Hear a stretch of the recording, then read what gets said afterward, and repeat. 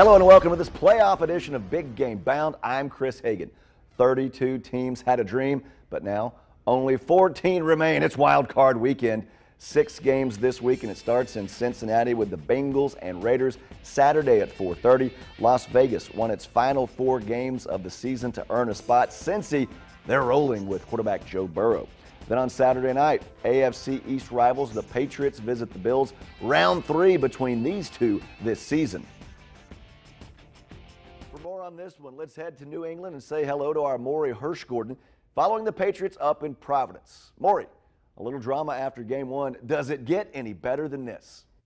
Yeah, I mean, this is the matchup I think that all the fans wanted, at least in New England, knowing that they want that revenge against the team that just won the division for the 2nd straight year after the Patriots have been at the mountaintop for the last 2+ decades. But I think, when you look at it X's and O's wise, this isn't the matchup that fans wanted when you look at styles and you look at teams, because the Bills really they don't fear the Patriots anymore. I think it's as simple as that. They know they've beaten the Patriots the last 2 seasons. Like I said, they've won the division, and they're not going to be afraid of Bill Belichick coming into their house in the playoffs. I think if the Patriots would have had the Bengals and you get a first-time quarterback and head coach in the playoffs, that might have favored the Patriots differently. But yes, I think when you look at it and you look at it from a media and a fan perspective, two division rivals to start the playoff run definitely isn't a bad thing.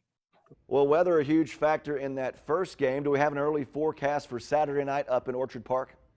Yeah, the early forecast is that it's going to just be brutally cold. There shouldn't be too much precipitation or wind in the forecast like we saw that Monday nighter back on December 6th, where the Patriots were forced to just throw the ball 3 times and ran the ball upwards of 40 in that game.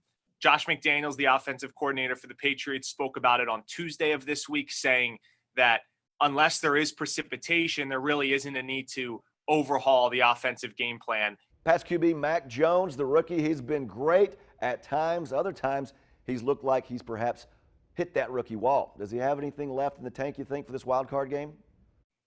There's no doubt that there is some regression with Mac Jones over the past month. This team stumbled out of the gate. You could chalk it up to a rookie quarterback learning the ropes. They brought in a ton of free agents. Then they win those 7 straight games. But there's no doubt that the Patriots aren't going into this game with the momentum that they had hoped. They figured they'd be a higher seed. They figured their rookie quarterback would be playing better. And both of those things haven't turned out to be what they had hoped the last month of the season.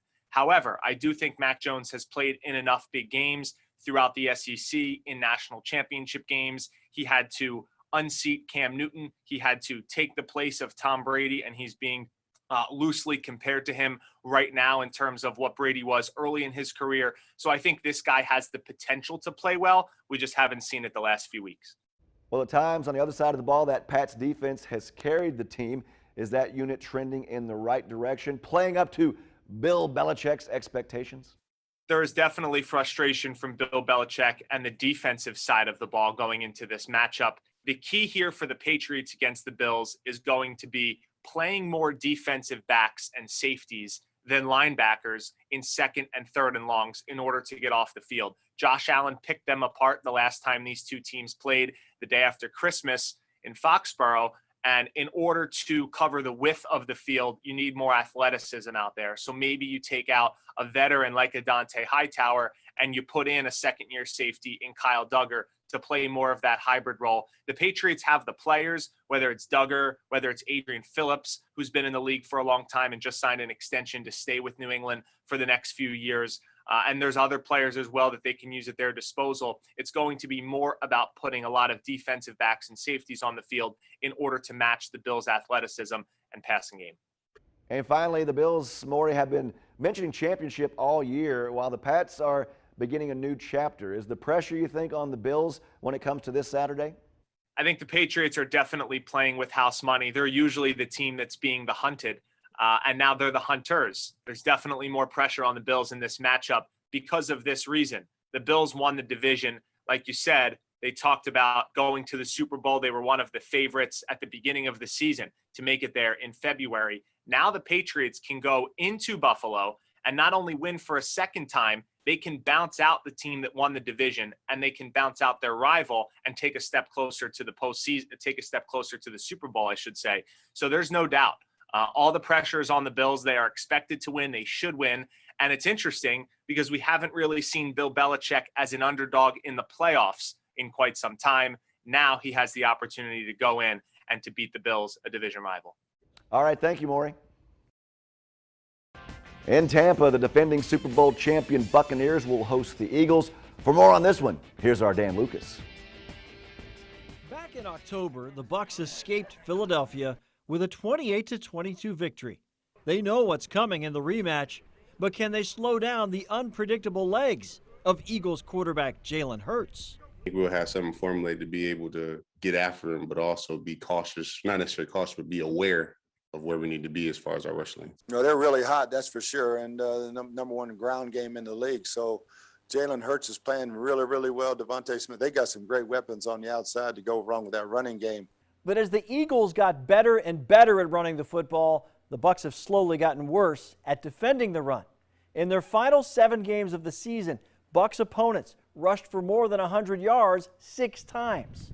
Enough to slip from 1st to 3rd in the NFL in rushing defense.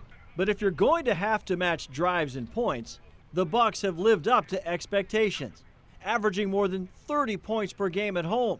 Quarterback Tom Brady threw for more than 5,000 yards to a revolving door of wide receivers. Unlike last season, injuries decimated the receiver corps, yet Mike Evans still managed a career-high 14 touchdown catches. We're down some of our best players. Some of them are coming back, which is going to be a huge help. It's playoff time, and we need those guys. Just say the alertness level this week, is high. Got to make sure that we just on top of everything and play smart football. For Big Game Bound, I'm Dan Lucas. All right, thanks, Dan. On Sunday, a 4:30 contest down in Dallas. It's the Cowboys hosting the 49ers. In Kansas City, the defending AFC champion Chiefs are the 2 seed.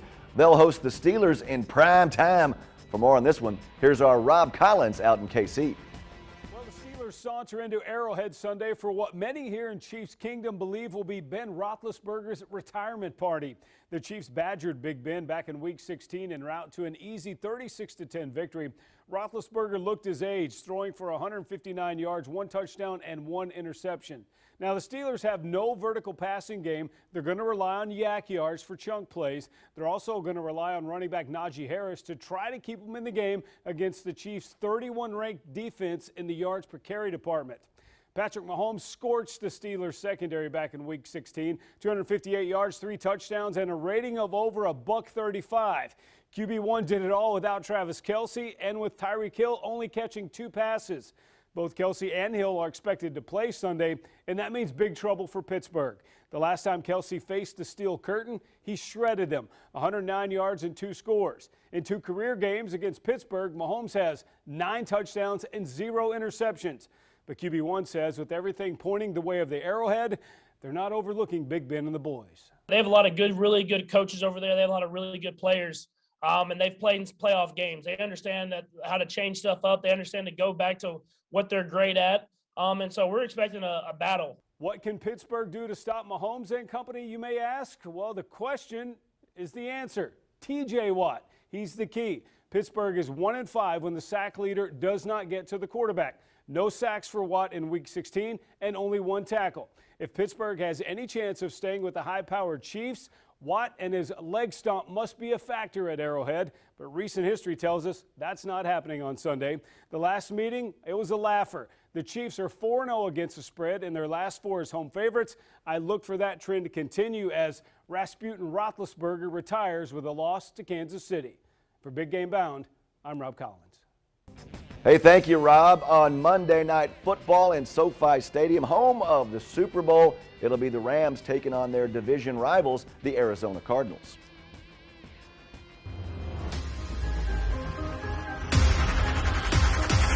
And that brings us to Peyton's Picks, our weekly visit with the one and only son of sweetness. He's Jarrett Payton in Chicago. JP, I wasn't with you last week, but rumor has it you went 2-1.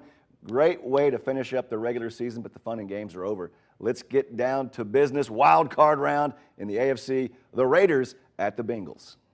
I give a lot of credit to the Raiders and how they finished the regular season, Chris. But when it comes down to this matchup, man, the Bengals are playing some really good football offensively. Joe Burrow and company, Jamar Chase, what they're able to do offensively and run the football, control the game on the ground. Then you got to put 8 or 9 men in the box to be able to stop the run. And then next thing you know, they're airing it out down the field with an unbelievable array of wide receivers.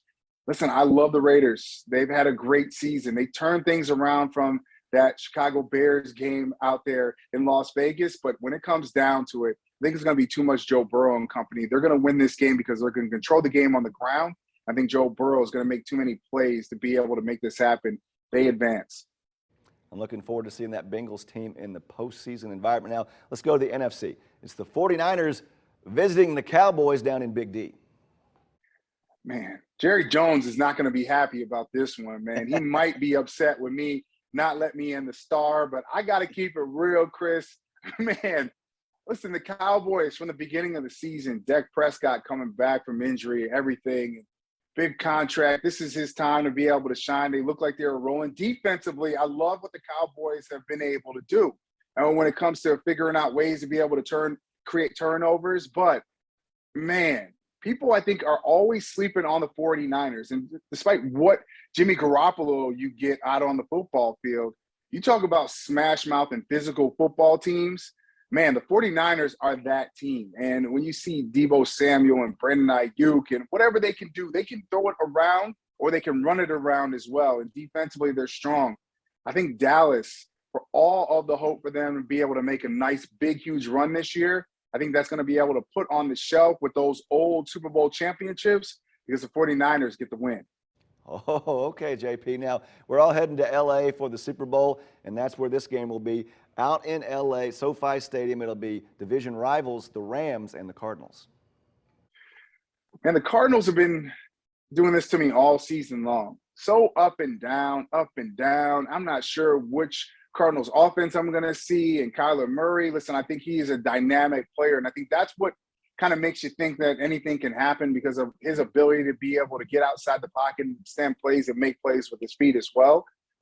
But there is something to say about this Rams team. And now that it's crunch time, last week, ending the season going up against that 49ers squad that was trying to play their way into the wild card game. Well, now they get an opportunity now to see this Rams team. I think defensively, they're too strong. And this is the time of the year where you look at where defenses win championships, and Aaron Donald and company are too strong. And I love offensively what the Rams can do as well. So for me, it comes down to the team that can play the best defense. To me, that's the Rams. Matthew Stafford's going to make enough plays with his arm. OBJ is going to be catching passes. And let's not forget about Cooper Kupp, okay? Dude's going for the Triple Crown. That's unbelievable. Rams too heavy. They win this one. All right, let's review Peyton's picks for the wild card weekend. He likes the Bengals at home against the Raiders. He'll take the Niners on the road against the Cowboys. And perhaps the Rams could end up hosting a Super Bowl like the Bucs did last season. It all starts with a victory over the Cardinals. JP, let's get this thing rolling. We'll see how it plays out, and we'll talk to you again next week. See you, Chris. And that will do it for this Wild Card Weekend edition of Big Game Bound. For Jared Payton and all of our Nexstar correspondents around the nation, I'm Chris Hagan. Enjoy the games, and we'll see you next time on Big Game Bound.